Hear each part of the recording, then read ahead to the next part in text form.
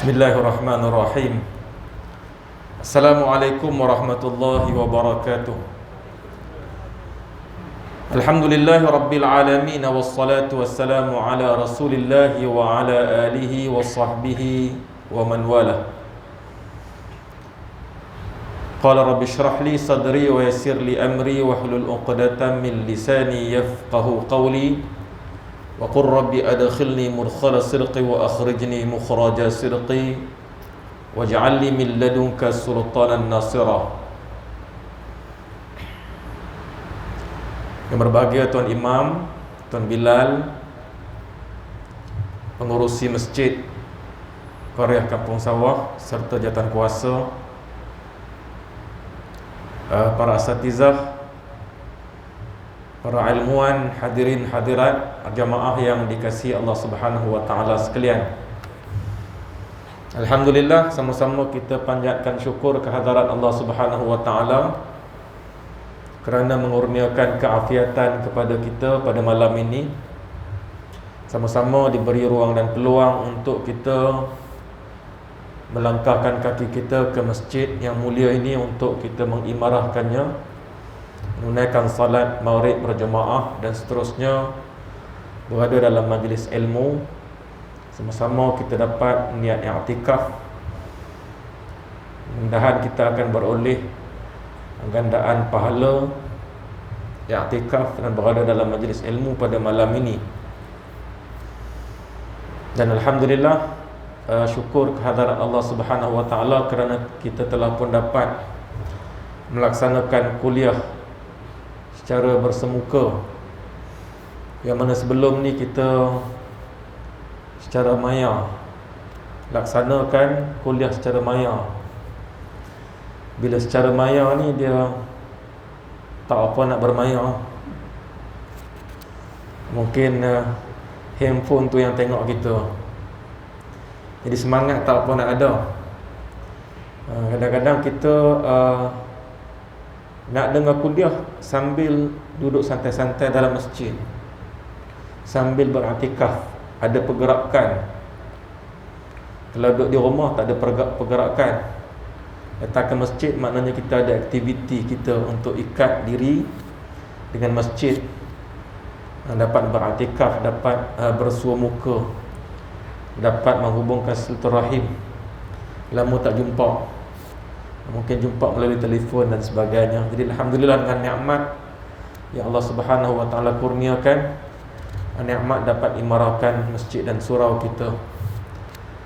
Hadirin hadirat yang dikasihi Allah Subhanahu wa taala sekalian, sebagaimana yang kita rancangkan, terima kasih kepada saudara Qurazi yang telah berbincang dengan saya untuk sama-sama kita mengisi ruang yang masih ada di masjid ini, untuk kita sama-sama berkongsi berkaitan dengan pengetahuan.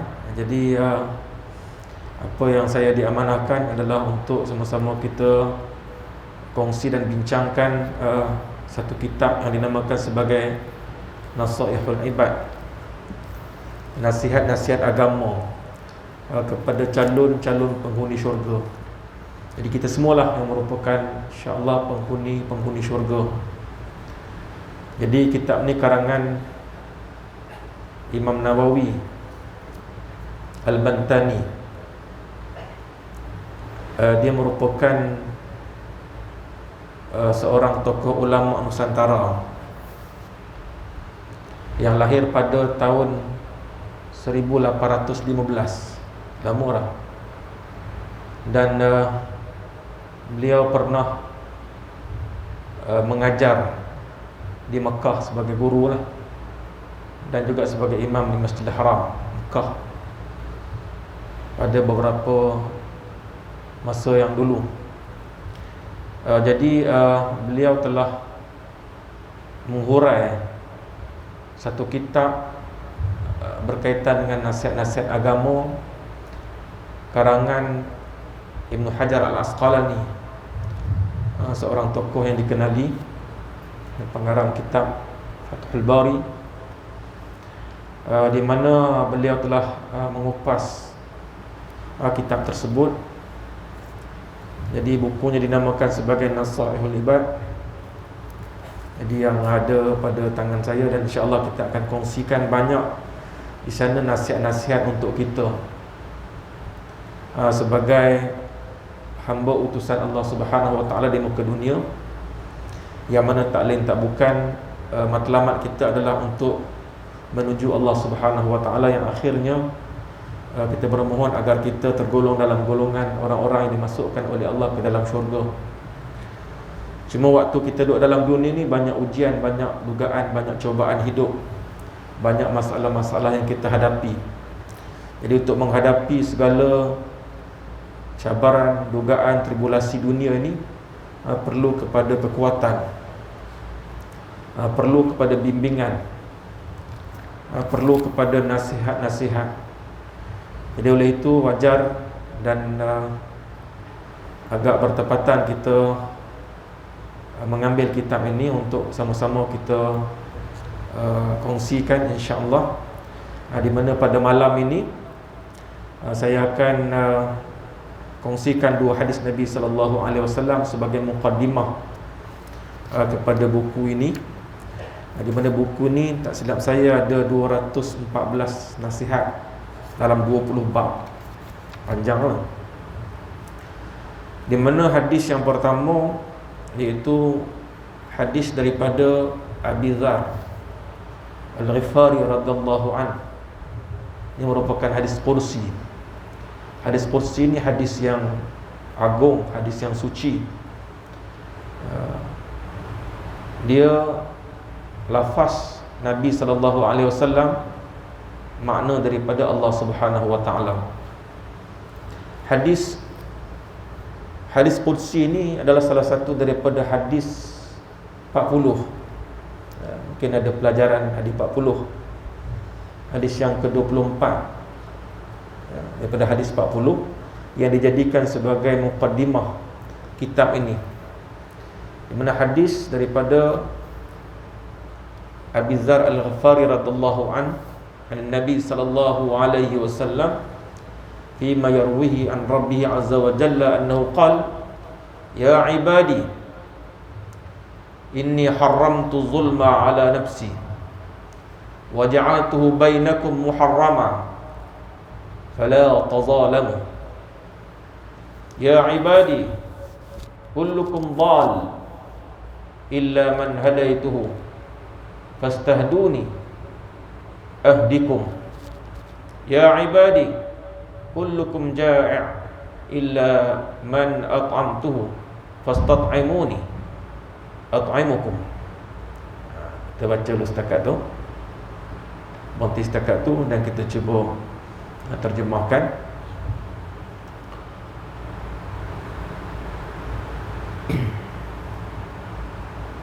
Wahai para hamba-hambaku, sesungguhnya aku haramkan perbuatan anaya ataupun buat zalim atas diriku, dan aku haramkan pula perbuatan itu pada kamu sekalian. Jadi Allah Subhanahu Wa Taala melakukan keadilan. Mahkamah Allah merupakan mahkamah yang paling adil. Innallaha la yuzlimu mithqala dzarratin. Allah sikit pun tak akan menzalimi kamu, walaupun sekecil zarah. Dan perbuatan zalim ataupun anaya itu diharamkan bagi kamu semua. Jadi hadirin sekalian, dalam dunia ni memang kita tak dapat lari daripada perbuatan zalim. Kita akan berhadapan, sama ada kita dizalimi ataupun kita menzalimi. Na'udzubillah min zalik, kalau kita tergolong dalam golongan orang-orang yang menzalimi orang lain. Tapi apabila kita ini terikut dengan hasutan syaitan,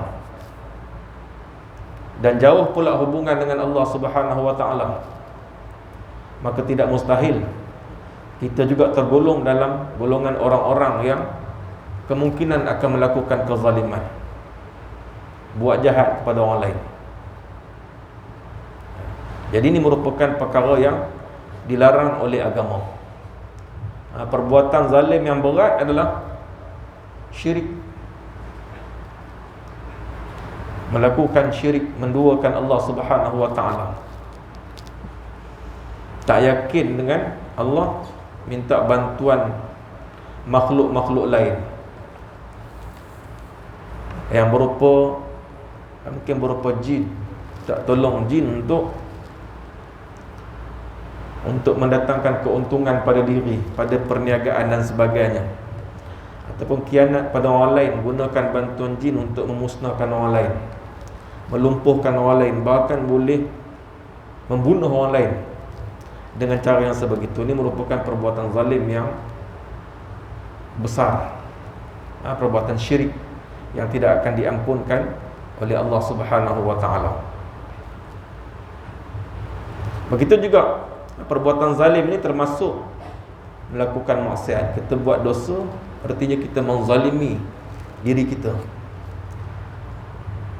Seorang yang melakukan dosa, maksiat, dia dianggap sebagai menzalimi dirinya sendiri. Jadi Allah Subhanahu wa taala dalam hadis ini mengharamkan kita berlaku zalim. Ya ibadi kullukum dhal, wahai hamba-hambaku, sesungguhnya kamu semua dalam keadaan sesat,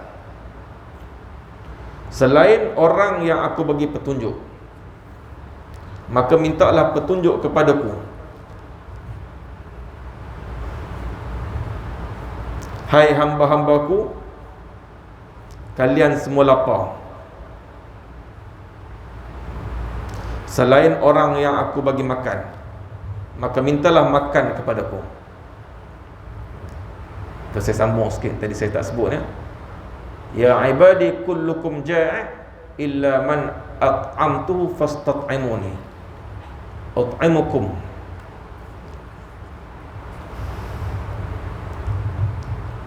Jadi dalam hadis ini Allah Subhanahu wa taala melalui lidah Nabi sallallahu alaihi wasallam menyatakan bahawa kamu ni asalnya dalam kegelapan, dalam keadaan yang tak tahu, jahil, dhal, sesat, melainkan orang yang telah aku bagi petunjuk, maka mintalah petunjuk kepadaku. Dalam solat kita doa, dalam solat kita baca surah Fatihah, antara ayat yang kita baca, ihdinas siratal mustaqim, tunjukilah kami jalan yang lurus. Jadi petunjuk merupakan perkara yang paling berharga dalam kehidupan kita. Dalam solat kita tak minta murah rezeki, bahkan kita minta petunjuk. Petunjuk Allah Subhanahu wa taala merupakan perkara yang paling berharga dalam kehidupan kita. Tanpa petunjuk Allah Subhanahu wa taala, maka tak ada nilai kita di sisi Allah Subhanahu wa taala.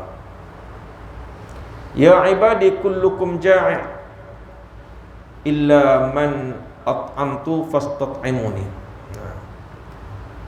Wahai hamba-hambaku, kalian semua lapar, selain orang yang aku bagi makan, maka mintalah makan kepadaku, nescaya aku akan memberi makan kepada kamu. Ini soal rezeki. Jadi Allah telah pun tetapkan setiap orang ada rezeki. Yang penting seseorang itu kena berusaha, maka Allah Subhanahu wa taala akan bagi rezeki kepadanya. Ya ibadi kullukum 'arin illa man kasautuhu fastaksuni aksukum. Ya ibadi innakum tukhti'una bil-laili wan-nahar wa ana aghfiru adh-dhunuba jami'a fastaghfiruni aghfir lakum. Ya ibadi innakum lan tablughu durri fatadurruni wa lan tablughu naf'i wa lan tablughu naf'i fatanfa'uni. Ya ibadi, law anna awwalakum wa akhirakum wa insakum wa jinnakum kanu 'ala al-qalb rajulin wahidin minkum ma zada dhalika fi mulki syai'a. Ya ibadi, law anna awwalakum wa akhirakum wa insakum wa jinnakum kanu 'ala afjari qalb rajulin wahidin minkum ma naqasa dhalika min mulki syai'a. Ya ibadi, law anna awwalakum wa akhirakum wa insakum wa jinnakum qamu fi sa'idin wahidin fas'aluni fa'ataitu kulla wahidin mas'alatah ma naqasa dhalika mimma 'indi illa kama yanqusul mikhyatu idza udkhila al-bahr. Ya ibadi, innama hiya a'malukum uhsiha lakum thumma uwaffikum iyaha faman wajada khaira falyahmadillah wa man wajada ghaira dhalika fala yalumanna illa nafsah. Habis hadis itu panjang. Hadis ini panjang. Okey. Hai hamba-hambaku, kalian semua tidak berpakaian selain orang yang aku beri pakaian, maka mintalah pakaian kepadaku, nescaya aku akan memberi kalian pakaian. Hai hamba-hambaku, sesungguhnya kalian berbuat dosa di malam dan siang hari, sedang aku mengampuni segala dosa, maka mintalah ampunan kepadaku, nescaya aku akan bagi ampunan kepada kalian. Hai hamba-hambaku, sesungguhnya kalian tidak akan mampu mendatangkan bahaya atasku dan tidak pula mampu membawa manfaat bagiku. Wahai hamba-hambaku, andai kata seorang di antara kalian berhati takwa sebanyak ketakwaan orang-orang dahulu dan sekarang, baik dalam kalangan manusia maupun jin, maka semua itu tidak akan menambah sedikit pun kepada kerajaanku. Hai hamba-hambaku, andai kata seorang di antara kalian berhati jahat sebesar kejahatan orang-orang dari dahulu sampai sekarang, baik dalam kalangan jin maupun manusia, nescaya semua tidak akan mengurangi sedikit pun kepada kerajaanku. Hai hamba-hambaku, andai kata yang awal sampai yang akhir dalam kalangan jin dan juga manusia serentak mereka berdiri di satu tempat untuk tujuan memohon kepadaku, dan aku berikan pada tiap-tiap orang akan permintaannya, nescaya semua itu tidak akan mengurangi sedikit pun yang ada padaku. Sesungguhnya semua itu adalah perbuatan kalian yang aku perhitungkan untuk kamu. Maka barang siapa mendapati kebaikan, maka bersyukurlah kepada Allah Subhanahu wa taala. Dan barang siapa yang menemukan selain daripada itu, jangan dia mencela, kecuali dia kena cela pada dirinya sendiri. Ini hadis Nabi sallallahu alaihi wasallam yang menjadi muqaddimah kepada kitab ini yang cukup bermakna, yang menjelaskan kepada kita bahawa dalam kehidupan ini kita perlukan kepada hidayah dan petunjuk Allah Subhanahu wa taala. Kita memerlukan bantuan dan pertolongan kepadanya. Dan kalau kita lihat kepada suratul Fatihah, yang memberi gambaran yang jelas, maksud yang sama, di mana kita senantiasa bergantung kepada Allah. Dalam ayat yang telah saya bacakan di awal tadi, bahawa kita setiap kali salat, pada setiap rakaat kita menyebut ihdinas siratal mustaqim, tunjukilah kami jalan yang lurus. Kita juga menyatakan dalam bacaan Fatihah kita, iyyaka na'budu wa iyyaka nasta'in, hanya kepada Engkau kami menyembah, kami mengabdikan diri, dan hanya kepada Engkau kami memohon pertolongan. Jadi apabila kita sebut perkataan pengabdian ini, maknanya daripada awal mula kita hidup hingga kita mati, maka kerja buat kita hanya untuk Allah Subhanahu wa taala. Daripada awal kehidupan hingga akhir kehidupan, daripada pagi sampai ke malam, semuanya untuk Allah Subhanahu wa taala. Dan kita telah pun diatur dengan nikmat iman, nikmat Islam. Islam memprogramkan kita untuk kita senantiasa ikat diri kepada Allah Subhanahu wa taala. Tautkan diri kita dengan pencipta kita. Bangun pagi kita solat subuh. Bangun saja kita dah diminta berdoa, disuruh berdoa. Bersyukur di atas nikmat kehidupan yang Allah telah kurniakan kepada kita. Kemudian kita solat, kemudian kita cari rezeki. Tengah hari kita solat zuhur, sambung kerja solat asar, solat maghrib, solat isyak hingga subuh besok. Di mana kita lihat, kita perhatikan bahawa setiap detik dan tika kita akan menghadap Allah, merayu kepada Allah, mengadu kepada Allah Subhanahu wa taala, memohon kepadanya agar dipermudahkan segala urusan kita. Yang sukar diminta dipermudahkan.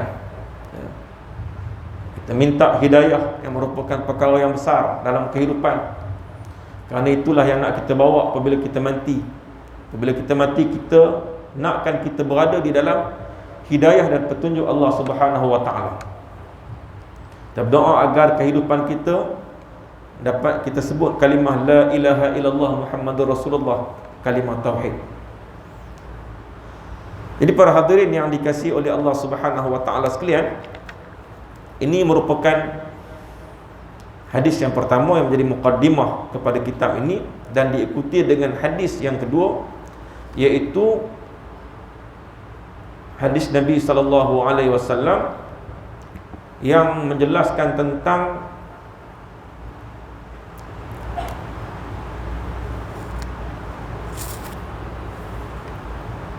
perlunya kita menjadi seorang yang disebut sebagai ar-rahimun, golongan orang-orang yang penyayang. Rahim, orang-orang yang penyayang, orang-orang yang mengasihi, orang-orang yang ada sifat belas kasihan.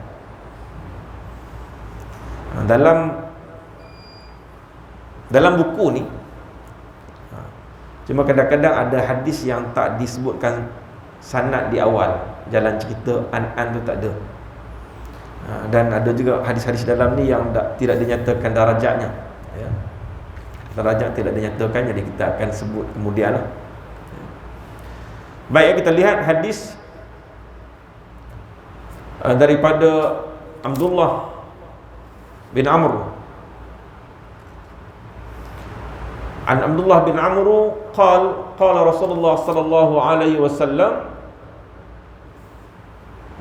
ar-rahimuna yarhamuhumullah, irham man fil ard yarhamkallah, yarham kaman fis sama. Irham man fil ard yarhamka man fis sama. Daripada Abdullah bin Umar bin Amr radhiyallahu anhu, Rasulullah sallallahu alaihi wasallam bersabda, seseorang yang menyayangi orang lain, seseorang yang kasih kepada orang lain, seseorang yang ada perasaan belas kasihan kepada orang lain, pasti ia juga akan disayangi, dikasihi oleh Allah Subhanahu wa taala. Jadi kalau hadis yang awal tadi diharamkan perbuatan zalim, hadis ni menceritakan tentang orang-orang yang ada perasaan belas kasihan. Jadi sifat kasih ni, belas kasihan ni, dia mesti dipraktikkan. Tak boleh seseorang hanya mendakwa saya ada perasaan belas kasihan, saya seorang yang pengasih, tapi sifat itu tidak dijelmakan dalam akhlak dia, maka dia tidak membuktikan apa yang dia sebut. Jadi apabila sebut kasih, tanda kasih kepada seseorang itu mestilah dengan menunjukkan bukti. Kalau kita kasih kepada ahli keluarga kita, tentunya kita akan ambil berat. Makan, minum, pakai, pendidikan. Tengok semua aspek kehidupan tu, kebajikannya disempurnakan. Itu antara tanda kasih kita kepada ahli keluarga. Tanda kasih kita kepada rakan taulan kita, dengan kita lihat dia senang ke susah ke, ada masalah ke. Kalau ada masalah dibantu, kalau susah dibantu. Jadi itu antara tanda-tanda kasih. Tapi kalau semata-mata sebut dia kasih tetapi membiarkan saudara dalam kesusahan, kawan dalam kesusahan, maka tanda kasih dia itu seolah-olah tidak ada makna, cakap saja. Jadi dalam hadis ini Nabi SAW minta kita menjadi seorang yang penyayang. Orang yang penyayang pasti dia akan disayang oleh Allah. Dalam kehidupan ni sifir dia mudah. Kalau kita buat baik dengan orang, insya-Allah Allah juga akan melakukan kebaikan untuk kita. Tapi kalau kita khianat orang, kita juga akan disusahkan oleh Allah Subhanahu wa taala. Sifir ni mudah saja. Kalau kita bantu orang, Allah akan bantu kita. Kalau kita senangkan urusan orang, Allah akan senangkan urusan kita. Kalau kita menyusahkan orang, Allah SWT akan susahkan kita. Cukup senang.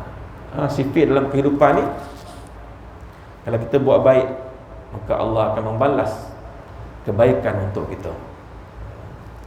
Kalau kita buat jahat, maka Allah akan memberi balasan yang setimpal kepada kita. Tak tunggu akhirat, dalam dunia pun Allah Subhanahu wa taala dah tunjuk. Jadi oleh kerana itu, sayangilah setiap penduduk bumi. Nescaya engkau akan disayangi oleh seluruh penghuni langit. Jadi daripada hadis ini kita dapat memahami bahawa orang yang sayang makhluk tanpa mengira dia tu manusia ataupun binatang, maka Allah dan segala makhluk di langit yang kita pun tak tahu, makhluk di langit, seluruh penghuni langit akan turut menyayangi kita. Kita popular di kalangan penduduk langit sebab apa? Sebab perbuatan baik kita kepada makhluk di muka bumi. Buat baik kepada manusia memang dah tentulah. Kasih sayang kepada binatang, kasih sayang kepada tumbuh-tumbuhan dan sebagainya. Jadi Islam ni dia cukup sempurna. Tuan-tuan, kalau kita pernah pergi Turki, di Turki, kalau kita pergi kawasan perkuburan Islam, dia orang punya kepuk tu kepuk kubur, dia ada buat lekuk di bahagian kepala apa tu, mayat tu. Dia buat lekuk tu tujuan dia adalah untuk takung air. Tujuan takung air tu untuk burung-burung yang ada di kawasan tu, dia akan minum air kat takung tu. Begitu juga kalau kita tengok kucing, anjing, dia ada badan yang menjaga dia. Walaupun dia nampak terbiar, tapi dijaga, dikawal. Dan rakyat dia diajar untuk mengasihi binatang. Kalau kucing dia sihat-sihat, anjing dia pun sihat-sihat.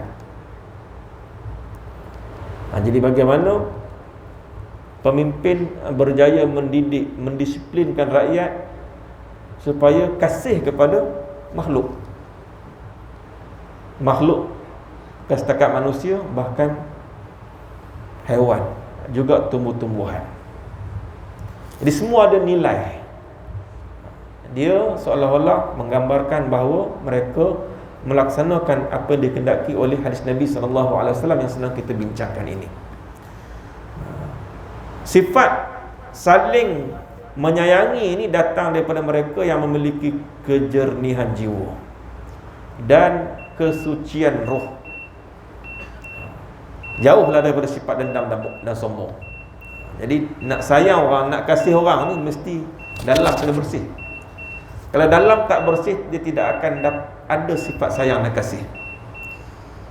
Sebab itulah tuan sekalian, kalau kita jumpa seseorang, apa yang kita nampak dulu? Kita nampak kekuatan dia ataupun kelemahan dia, keburukan dia ataupun kelebihan dia. Jadi kalau kita berhadapan dengan seorang, serempak dengan seorang kawan kita nampak keburukan dia dulu tu, maknanya masih lagi kita ni hati tak baik. Tapi kalau kita nampak kekuatan dia, kehebatan dia, tak nampak kelemahan dia. Kalau nampak pun nampak benda tu kecil. Semua orang ada kelemahan, semua ada kekurangan. Jadi perlu kepada kita asuh diri kita ni sehingga sampai tahap kita jumpa kawan tu nampak kekuatannya dulu, tak nampak kelemahannya dulu. Tapi apabila hati tak elok, dia tak nampak kekuatan, dia akan nampak kelemahan, walaupun kelemahan tu hanya kecil kelemahan. Tapi oleh kerana busuknya hati, tak nampak kebaikan yang banyak, tetapi nampak kelemahan yang sedikit. Jadi apabila perasaan itu tak ada, maka tak akan dapat lahir sifat Ar-Rahimun, seperti mana yang dikehendaki dalam hadis ini. Orang yang